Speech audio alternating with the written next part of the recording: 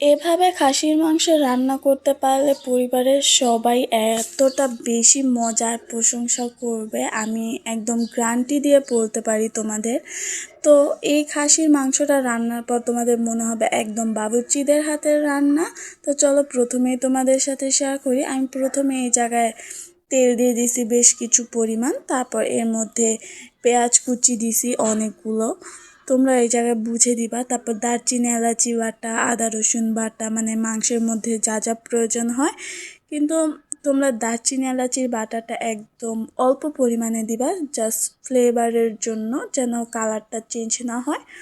এই 1/2 টেবিল চামচ পরিমাণের মতো দিছি। আমি এই জায়গায় আধা কেজি মাংস, খাসির মাংস রান্না করতেছিলাম এর জন্য। তো তারপর এগুলাকে ভালোভাবে নেড়ে চেড়ে একদম মশলার মতো বানিয়ে নিতে হবে। তারপর এর মধ্যে আমি দিয়ে দিছি এই যে কাঁচামরিচ বাটা। কাঁচামরিচ বাটাটা তোমরা তোমাদের ঝালের উপর ডিপেন্ড করে, তোমরা ঝালটা বুঝে তারপর এর মধ্যে দিবা। আর ততক্ষণ পর্যন্ত নাড়াচাড়া করতে হবে যতক্ষণ পর্যন্ত এই যেরকমভাবে তেলটা উপরে চলে না আসে। তো দেখতেই পাচ্ছ তেলটা উপরে চলে আসছে। এই পর্যায়ে যে মাংসের মধ্যে দেওয়ার প্রয়োজন হয় দারচিনি এলাচি তেজপাতা খাল এগুলো। তারপর এর মধ্যে আমি চুকা দই দিয়ে দিছি, মানে টক দই অল্প একটু পরিমাণ, মাংসটা দ্রুত সিদ্ধ করার জন্য। আর এটা দেওয়ার আরেকটা কারণ হচ্ছে মাংসের কালারটা একদম চেঞ্জ।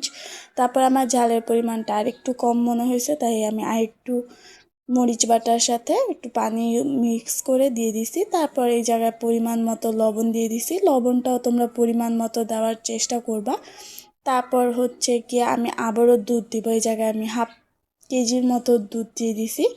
দুধ দেওয়ার পর ভালোভাবে নাড়াচাড়া করার পর দেখবে একদম কালারটা চেঞ্জ হয়ে গেছে।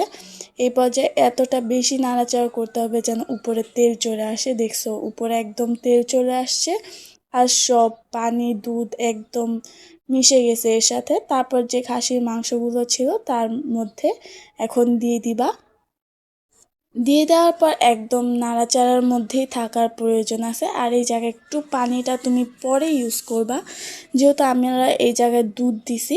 তো দুধের পরিমাণটা বেশি হওয়ার জন্য আমি এই জায়গায় প্রথমে অর্ধেক দুধ দিছি, তারপর মাংস দেওয়ার পর আবার অর্ধেক দিব, যেহেতু মাংসটা সিদ্ধ করার জন্য। আর পানিটা একদম লাস্ট মোমেন্টে দিবা, তাহলে যে আমরা দুধ দিয়ে মাংসটা সিদ্ধ করছি না, এর ফ্লেভারটা অনেক বেশি সুন্দর হবে এবং ভিতরে খয়েরি কালার একটা ভাব চলে আসবে মাংসের মধ্যে। তো আমি প্রথমে অর্ধেক দুধ দিয়েছিলাম, পরে অর্ধেক দুধ দিছি। দেখছো এখন একটু মাংসটা সিদ্ধ হয়ে আসবে, এই দুধের উপর আমি মাংসটাকে সিদ্ধ করে নিব এই জায়গায়। তারপর এই যে দেখো, তারপর আবার আমি একটু পরিমাণ দুধ আবার এরকম ছেঁকে দিছিলাম, যেগুলো একদম পানি ছেড়ে দিছিল। ওর মধ্যে আমি যেহেতু পানি দিব, তাই দুধ আর পানি একসাথে মিক্স করে এর মধ্যে দিয়ে দিছে। এখন হচ্ছে পানি দেওয়ার পর এখন এটাকে ঢাকা দিয়ে রেখে দিতে হবে। এই পর্যায়ে দেখতে পাচ্ছ যে খাসির মাংসের কালারটা কতটা বেশি সুন্দর আসছে। তারপর এরকমভাবে একদম মাংসটাকে শুকিয়ে নিলে নাড়াচাড়া করে তোমরা তোমাদের পরিমাণ মতো ঝোল এবং থিকনেসটা রেখে তোমরা নামিয়ে নিলে এরকম একটা মজাদার খাসির মাংস রান্না করতে পারবা। আর আমি যদি বলি এভাবে রান্না করলে পরিবারের সবাই পছন্দ তো করবে, আবার নেক্সট ডে রান্না করার জন্য তোমাকে অবশ্যই বলবে। এটা এত বেশি মজার হয়।